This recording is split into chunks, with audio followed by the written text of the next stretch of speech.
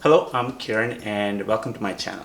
In this video, I'll be reviewing my 14-inch Craftsman Euro style bandsaw. I'm getting ready to set up my bandsaw for some resawing. I'm gonna bring in the camera a little closer and then capture my thoughts. So there's the saw. I have it currently unplugged and I'm gonna take a little closer look here. This is a 14-inch bandsaw, meaning the distance between the blade here and the support column here is 14 inches. And it has a resaw capacity of 8 inches. Currently I have a Timberwolf 3/4 inch blade in here as I was setting up the bandsaw for resawing.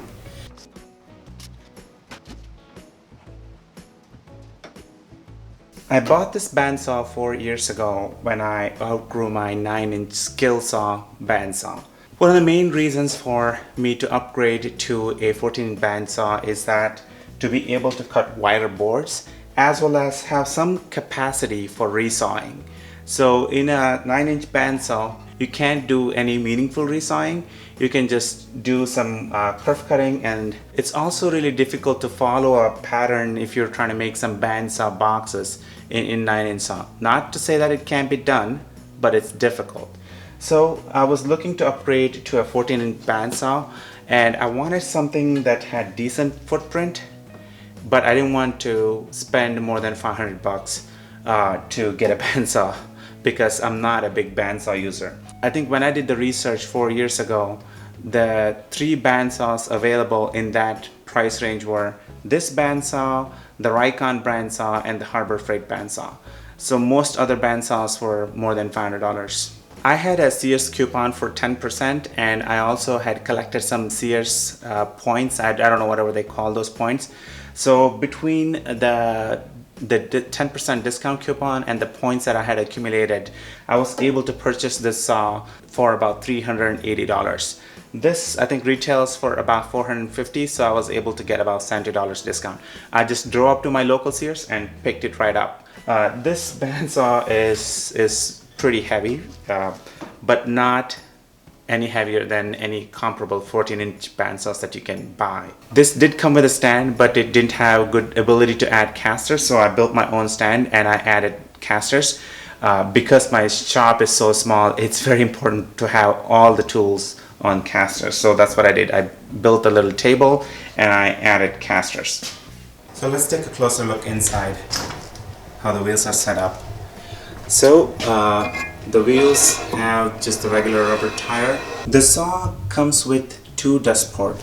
There's this 2.5 inches dust port here, right below where the blade enters the lower wheel well here, and then there's the 4-inch port as well. So I bought one of these splitters that splits the connection to a 4-inch as well as a 2.25 inch, and then I've hooked it up to my dust collector. So with the dust collector hooked up, it collects majority of the dust. From what I read online in the previous version, closing and opening the housing here was one of the more difficult things in their 12-inch bandsaw, so they seem to have fixed it here in their 14-inch bandsaw. So that's secured in.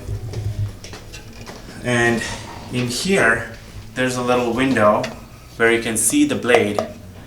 This is really important, where you can see how the teeth are aligned with respect to the tire here. The blade guard housing here can be adjusted up and down based on the knob here on the side, and that's fairly smooth.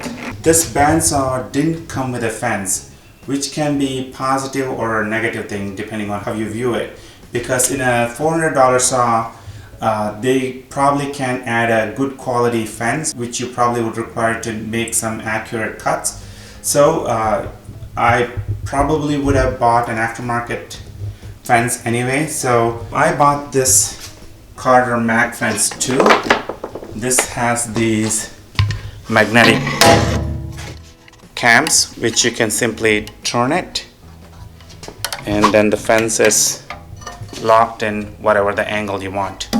The top is a cast iron top, so it's pretty neat. I did have to clean out the top with some mineral oil when I got it because it came covered in that protective oil that they put on. And after I cleaned it out, I put some Minwax paste wax to make sure that the top was smooth. Changing of the blade is pretty simple. It takes me about 5 minutes to change the blade.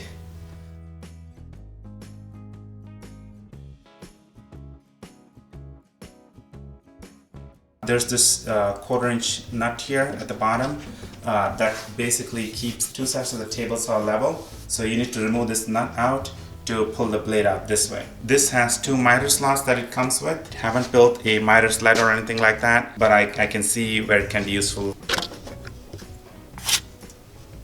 This is a 1-horse motor, not the most powerful if you want to do resawing, but I have resawed on this up to 6 inches and it seems to work just fine.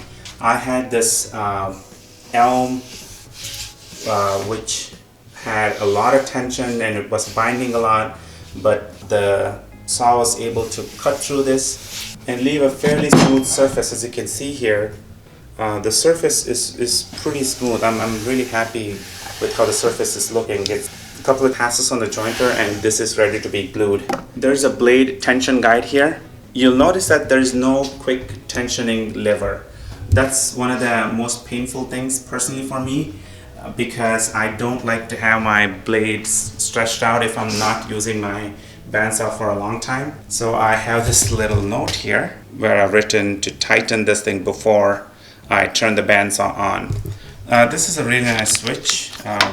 You can, if you're making a cut here this way, you can easily press this if you need to turn it off or something like that. The bandsaw comes with plenty of alignment capabilities. Like here, there's a nut here in the bottom. There it is.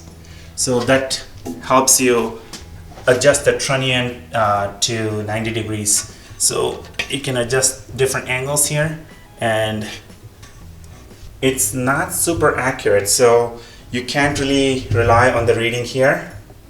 As with any bandsaw, you should just use a square to make sure that the table is perpendicular to the blade. And you might need to do this in a periodic manner. Right now it looks pretty perpendicular to me. And also you need to adjust the levels periodically. In the back here you have the adjustment levers for the top wheel here. Yeah, I'm not going to loosen it right now, but it's a simple matter of loosening this nut and then adjusting it. That basically tilts the wheel forward or backward. That helps you align where the blade is sitting on the tire. Also, to adjust the bottom wheel, you have these 4 nuts. This is not a simple adjustment. The top one is much easier.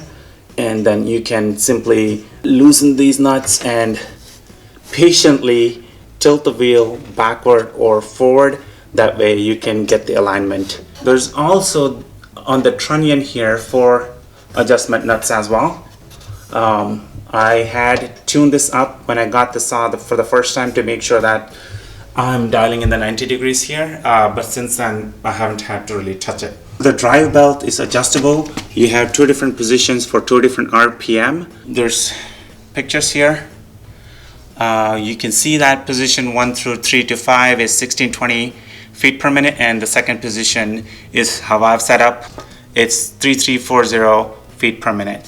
I believe the slower setting can be really useful when you're cutting metal and non-ferrous material. I only use my bandsaw to cut hardwoods and softwoods, so I really haven't had to change it to a slower setting. Initially, when I got the bandsaw, I wasn't super happy with the performance, especially in the resawing area.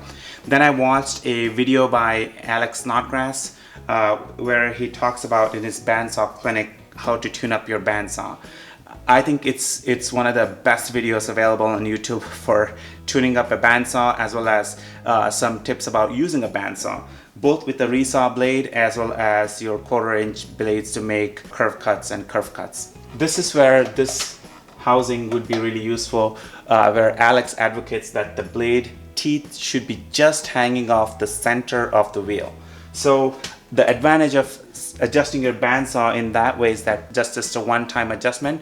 One time you adjust that, and the top and bottom wheels here should be adjusted for all the blades that you'll be using. The guide bearing here is okay.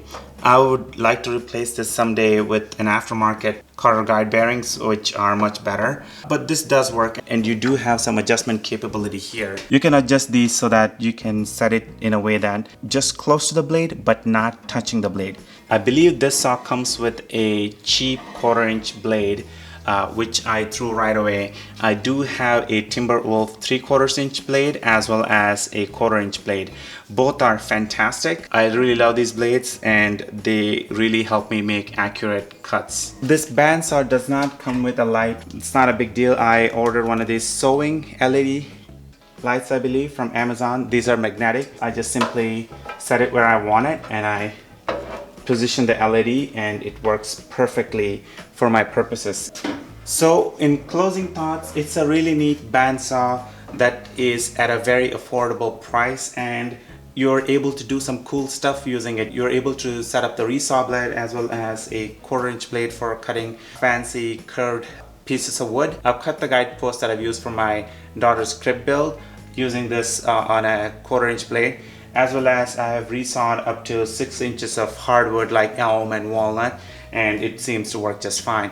It is fairly compact for a 14-inch bandsaw. I'm able to put it on casters by building a custom stand, so I'm able to use a couple of aftermarket accessories like the fence and the light to make it just suited for my purposes. So I'm perfectly happy with it. The main drawbacks that I would say is that there is no quick tensioning lever, so you have to just crank this wheel every time. You're not going to use, that's the only constant complaint that I have. So you want your bandsaw to come with a fence. That may be a disadvantage for you as well. Also the light, you know, if you want some big bright light that is mounted to the saw and it's going to illuminate this area like it's daylight, you're not going to be able to do this with the saw. It doesn't have the capacity to attach a riser block or anything like that, but at 1 horsepower you're not going to get any more capability. Just because you add a riser block doesn't mean that your saw's power is increasing proportionately. Your saw is still remaining at whatever the horses you had before, so that's not a disadvantage for me. The dust collection is surprisingly good. When you hook it up to the dust collection, it collects so much saw. I'm used to getting the benchtop tools in my shop because of the space, and most of them don't have good dust collection. I've had to modify a lot of the ports from a 2 1/4 inches to 4 inches, or increase the area of the dust port and things like that. But this, between the 2 1/4-inch port and 4-inch port, collects a lot of dust, especially useful when you're resawing. The metal top is also really nice, and, you know, you can attach a lot of accessories like the fence. Not only the fence, but if you want like featherboard, magnetic featherboards, or other magnetic tools where you set them up for fine cuts, that's really useful. The saw has definitely some weight to it, so I have it on wheels and I haven't really locked it up right now. But if you do lock it, it's not gonna move. It's very stable. It takes some pressure to move the saw. All in all, recommended for somebody looking to buy a 14-inch bandsaw, looking to do some light to medium size resawing, as well as not looking to break the bank. You know, you can buy this saw without any coupons or any Sears points or anything like that for $450. That's Harbor Freight price. You're not going to get any better than that. I've heard good things about Harbor Freight bandsaws too. I'm not trying to discount them. You know, do your comparison, do your research. I've explained the circumstances where this would be useful in what kind of shop. So, you know, if that's your cup of tea. I'll be using my bandsaw extensively in my upcoming project. Do check that out when I complete the build and complete the video. If you like this video, go ahead and hit that thumbs up button and leave your questions and comments in the comment section below. I'm happy to respond to any questions people have about this saw. Please do consider subscribing to my channel, and thank you for watching this video.